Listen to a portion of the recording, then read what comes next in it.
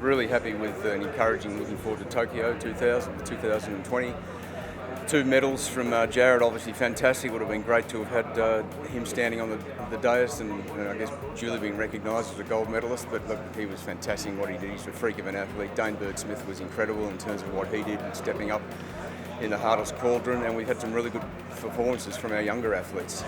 We've had 28 athletes make top 16, which is a really credible performance and an improvement on what we did in London. And of that, 9 of those athletes are under age 25, which is, to me, the real key issue.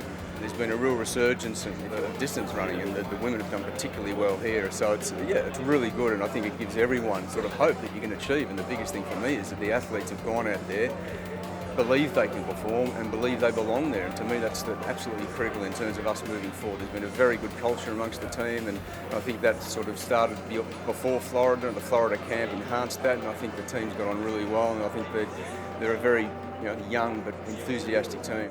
No one can understand the cauldron that's out there, and you can prepare and do everything you can and check all the 1%ers. At the end of the day, sometimes fate is on your side, sometimes it's not. There are times when athletes can stand up to the moment. We can't control the other athletes and what goes on out there. All you can do is control what you do. Some athletes have underperformed when it's come to the most critical moment of their career. I wouldn't call it choking. It's part of athletics. It's part of the sport.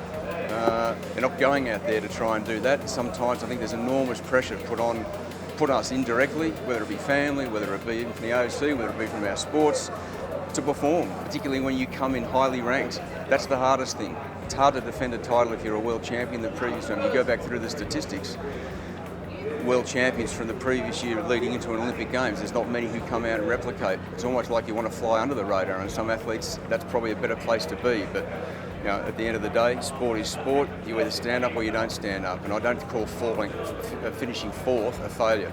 This is just the start of something which is, I think, gathering momentum now. We've got a good crop of athletes coming through, and as I said, the culture in the sport has changed, and I've seen a real momentum and a real shift in terms of attitudes and what the athletes and the coaches have done a really good job over here, the personal coaches and team coaches and all support staff. And I think we have a really good group of people in our sport now who are actually all working together as one. And to me, that's the most critical thing. The more we can get on board there and keep those people doing what they're doing and doing well and refine those things over the next 4 years, then we'll have to grow as a sport and improve as a sport.